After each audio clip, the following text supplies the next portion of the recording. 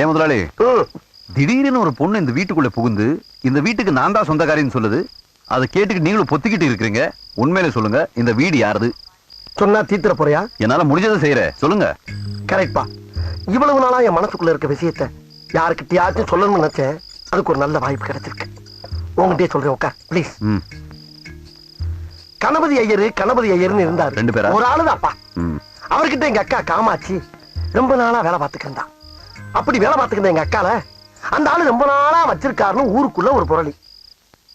அதை கேட்டு நான் ஆக்ரோஷப்பட்டு நேரா அவன் வீட்டுக்கு போய் அவன் சட்டைய புடிச்சு எங்க அக்கால வச்சிருக்கியா முன்னடா அப்படின்னு ஒரு வார்த்தை கேட்டேன். அவன் என்ன சொன்னா?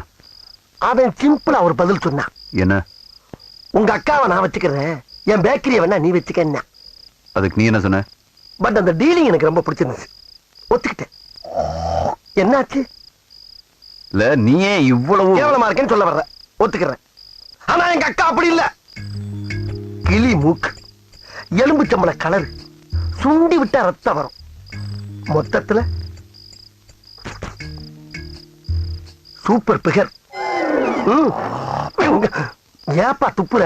கூட பிறந்த அக்காவை ஃபிகர்னு சொன்ன ஒரே தம்பி நீதாயா? கொஞ்சம் ஓவரா போயிட்டல. ஐ அம் வெரி சாரி.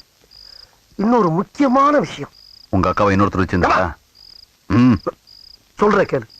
25 வருஷமா என் மனசுக்குள்ள பூட்டி வச்சிருந்த என் குடும்ப ரகசியத்தை உன்கிட்ட சொல்லியிருக்கேன்.